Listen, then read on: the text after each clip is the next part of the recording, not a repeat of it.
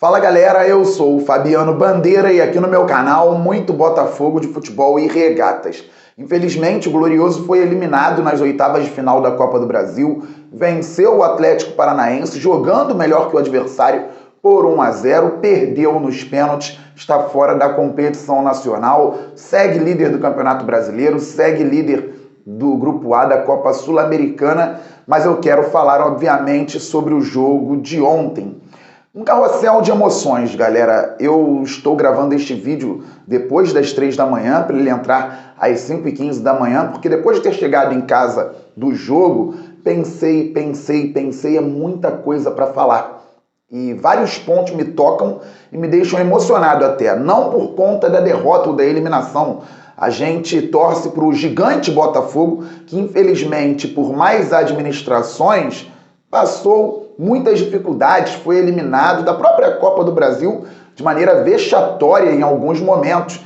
Então a eliminação de ontem foi diferente, nada boa, porque ser eliminado dói, machuca, mas temos muitos pontos que podemos observar e eu vou falando por aqui. Aquela análise tática, análise técnica, pode até entrar em algum momento neste vídeo, mas não é o objetivo agora. Tem hora temos apenas que trocar ideia pensando no que é o Botafogo, no que é a torcida do Botafogo e no que está sendo construído. Então tiro coisas boas mesmo dentro de uma situação difícil como a vivida ontem no estádio Newton Santos. Gostei do Luiz Castro ter falado que na derrota não tem nada de bom, que na eliminação não tem nada de bom, e é bom que o grupo pense isso, que eles pensem apenas em vencer. Mas não é porque o grupo está pensando isso, o Luiz Castro pensando isso, que a gente tem que chegar aqui também e marretar. Há situações. Contra o Sergipe, na primeira fase da Copa do Brasil, o Botafogo jogou muito mal, empatou na última bola, se classificou, gigante, meteu 7-1,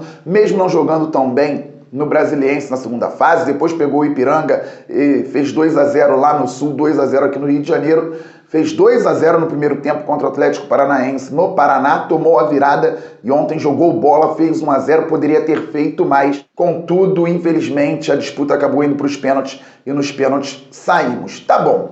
Dito tudo isso, primeiro ponto, a torcida do Botafogo fez um espetáculo e ficou claro, espero, para a gestão que a precificação faz parte, eu venho falando aqui no canal Fabiano Bandeira. Inclusive, ontem o Botafogo passou de 46 mil sócios torcedores. No estádio Newton Santos, mais de 37 mil torcedores. O Botafogo com ingressos R$40 na Norte, a inteira, 20 a meia, com R$60 na Oeste Superior e na Leste Superior, a inteira, e 30 a meia, com R$150 na Leste Inferior, 75 a meia, e com R$200 e 100 a meia na Oeste Inferior, lotou o estádio. E a torcida foi fantástica, uma recepção maravilhosa ao ônibus do Fogão, uma coisa espetacular, nome dos jogadores cantados no aquecimento.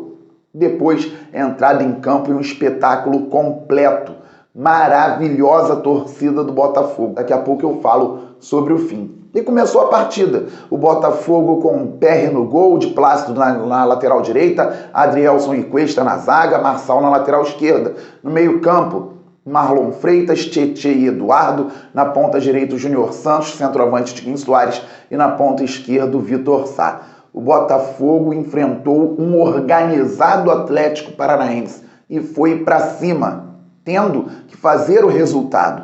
O Botafogo tentou uma primeira oportunidade, cruzamento pela direita, o Eduardo entrou para cabecear, o goleiro Bento estava bem postado, conseguiu fazer a defesa e aos 16 minutos, bola longa do Perry, o Tiquinho muito inteligente fazendo o pivô, só protegendo, sem tocar na pelota, deixou para o Júnior Santos, os dois aceleraram, o Júnior Santos deu para o Tiquinho que cortou, deixou o marcador no chão porque ele é brabo e chutou no canto esquerdo para o goleiro Bento não conseguir pegar. 1-0 Botafogo. Entra uma figura no jogo, Anderson Daronco. Que arbitragem ruim. Não estou chorando, não estou falando que o Daronco prejudicou o Botafogo a ponto do Botafogo ter sido eliminado por conta dele, nada disso. Mas em um jogo com gramado tão bom, com duas equipes tão técnicas, como picota a partida. E se picota a partida, Quem está na vantagem? O time que não quer atacar tanto. O Atlético passou com méritos, porque teve estratégia no segundo tempo no Paraná e teve estratégia, principalmente defensiva, ontem no Newton Santos. Então, o rival teve mérito. Eles sabem jogar esse tipo de competição. O Botafogo está se reestruturando. É muito grande o Botafogo. Não preciso nem falar quem é maior na disputa, né? Não preciso nem falar. Mas hoje o Botafogo está se reorganizando. E é peculiar o futebol brasileiro, é bizarro um time que quer voltar a figurar lá em cima ter que nas Copas se adaptar também ao nível da arbitragem, não só brasileira, como sul-americana. 2 times vieram ao Rio de Janeiro e não fizeram gols no Botafogo agora em Copas. Atlético Paranaense ontem, 1-0 Botafogo, LDU pela Sul-Americana. Fizeram cera, picotaram jogos, acréscimos dentro dos moldes atuais, pouquíssimos. Para a LDU foi muito tranquilo ter 6 de acréscimo, e eles fizeram cera dentro dos acréscimos no segundo tempo. E o Atlético Paranaense ontem, o Daronco deu 4 no primeiro tempo e 4 no segundo, com o Botafogo ganhando por 1-0, o adversário querendo os pênaltis. Então, até nessa questão da arbitragem, o Botafogo, para ganhar Copa, vai ter que se adaptar. Não para picotar o jogo, mas para conseguir fazer os gols. Porque, como eu disse, o Atlético veio aqui e não fez gol. LDU veio aqui e não fez gol. Mas o Botafogo fez 1 no Atlético, só deu para levar para os pênaltis, deveria ter feito mais, e não fez gol na LDU. E vai ter que jogar de forma muito eficiente, tem que ser muito eficaz lá em Quito para voltar para a última rodada na Sul-Americana contra o Magajanes com boas possibilidades de terminar como o primeiro do Grupo A da competição internacional. Então o Botafogo vai se adaptando, é o tipo de jogo que vai forjando também. E o nosso time é muito técnico, não é só intenso, é muito técnico. Então o adversário fica parando com falta e o árbitro não dá amarelo. Isso para não falar do lance mais polêmico do jogo, que ele preferiu apitar antes, ao invés de deixar ir para o VAR decidir. O gol que seria de um dos pontas do Botafogo, finalização do Vitor Sá, o Cuesta escorregando, com o Madison também escorregando, ou até mesmo recebendo uma falta do Cuesta, mas que o árbitro decidiu ali na hora quando ele poderia ter ido ao VAR. Tudo isso é deixar instável o adversário do Atlético Paranaense, que no caso era o nosso Botafogo. Pois bem, Botafogo então no primeiro tempo fez 1-0, não teve mais tantas chances claras, mas dominou as ações. E aqui tem um outro detalhe. É muito difícil para um time que está em formação, e o Botafogo ainda não está pronto, ter que propor o jogo em casa com apoio da torcida, se expor e ao mesmo tempo com cuidado para não dar a possibilidade de um time bom que está do outro lado fazer o gol. O Botafogo não podia tomar o gol, porque dificilmente conseguiria fazer outro contra uma equipe que estava marcando muito bem, que era o Atlético Paranaense. E ao mesmo tempo o Botafogo tinha a bola. Então os passes tinham que ser certeiros, o fogão não podia falhar. Além disso, Marçal machucou o joelho no primeiro tempo. Isso deu até um gelo na partida. A torcida deu uma esfriada naquele momento, depois voltou com tudo. O time ainda quis perceber o que poderia acontecer. O Hugo entrou e entrou bem. Principalmente na segunda etapa, o Hugo foi muito bem, contribuiu nas ações pelo lado esquerdo, marcou muito. O Marçal estava bem demais, nada acontecia pelo lado dele, nada aconteceu pelo lado do Hugo também. Mas deu uma esfriada naquele momento. No segundo tempo, então, o Botafogo tendo que construir, não podendo se expor demasiadamente. E entrou a dupla de zaga. Adrielson muito bem, Cuesta muito bem, sendo que o Cuesta já tinha um cartão desde o início da partida. O Daronco deu cartão para o Cuesta e não dava cartão para os jogadores do Atlético Paranaense. Só depois. Então, teve até o lance do Di Plácido também, mas acho que o Daronco ficou com vergonha, porque ele não dava cartão para os jogadores do Atlético. Voltando ao jogo, o Botafogo tentou propor, tentou então ações pelo lado esquerdo, pelo lado direito. Júnior Santos não tão bem ontem, mas participou do gol. E você já viu aqui no canal Fabiano Bandeira o Botafogo ganhar e jogador sendo observado de uma outra maneira. Ontem não teve ninguém muito abaixo. O Botafogo teve jogadores que participaram muito bem, Tiquinho, Adrielson, Tietê, jogadores que participaram bem. O Júnior Santos, para mim, foi aquele que ficou um pouco abaixo dos demais, mas nada também muito gritante. Vocês lembram que eu falei no vídeo pré-jogo, depois vou tentar trazer em frames para vocês, que o Botafogo teria que tentar ir ao fundo, depois voltar um pouquinho, porque a defesa do Atlético Paranaense entra muito na área? Jogadinha especial, Eduardo, Vitor Sá, Eduardo, Tiquinho Soares, de letra, Júnior Santos, finalizando fraco. Poderia ter tirado bem, com força, para fazer o gol do Fogão, ou ter encontrado o Eduardo sozinho na pequena área para fazer o segundo do Glorioso. Depois, jogada pelo lado esquerdo, mais uma bola desenvolvida, o Tietê fez o cruzamento, a defesa afastou mal, Vitor Sá, estou em cima do goleiro. Tudo bem, 5 do Atlético Paranaense em frente à meta, mais o Tiquinho, mas eu estou em cima do goleiro. E um contra-ataque muito bom, desperdiçado pelo Eduardo também, um Botafogo com vantagem numérica. Então produzimos para vencer, não vencemos. Pênaltis, antijogo em alguns momentos premiado. O Botafogo infelizmente não foi competente nas cobranças. O Tiquinho perdeu, o Tietê perdeu, o Bento foi muito bem, principalmente no pênalti do Tietê, que ao meu ver foi mais difícil para pegar do que o do Tiquinho. E o Atlético Paranaense converteu. No Botafogo, só o Marlon Freitas e o Lucas Fernandes fizeram os gols. Perdemos então por 4-2 nas penalidades. Acabou a disputa, a torcida do Botafogo abraçou o time, cantou, disse que vai apoiar até o final, carregou no colo. O time ficou muito abalado, deu para ver dentro do estádio. O Luiz Castro e o Cuesta pegaram os jogadores, levantaram a cabeça deles, levaram para a torcida e mostraram o que nós estamos fazendo. O Tiquinho Soares foi abraçado pela torcida, mesmo tendo perdido o pênalti. Aconteceu também com o Tietê. E a galera foi entendendo, à medida que a situação parecia mais difícil, que o time precisaria de um apoio, não só para a disputa de pênalti. Porque quando acabou a disputa, como eu disse, a galera chamou o time, aplaudiu, apoiou, cantou e mostrou: estamos com vocês. Estamos no dia 1º de junho. Estamos no meio do ano. Emblemático. O Botafogo está em 2 frentes. É líder nas 2. Grupo A da Copa Sul-Americana e Campeonato Brasileiro. E agora, se ficar em 2º lugar na Copa Sul-Americana, vai ter mais 2 datas, disputando repescagem com o 3º de algum grupo da Libertadores para as oitavas de final. Não vai ter mais a Copa do Brasil. Quero que fique em primeiro para que vá tranquilo para as oitavas de final da Sul-Americana. Fiz apenas aqui uma constatação. E temos o Campeonato Brasileiro. O Botafogo é líder. Palmeiras passou ontem do Fortaleza. Perdeu por 1-0 no Castelão.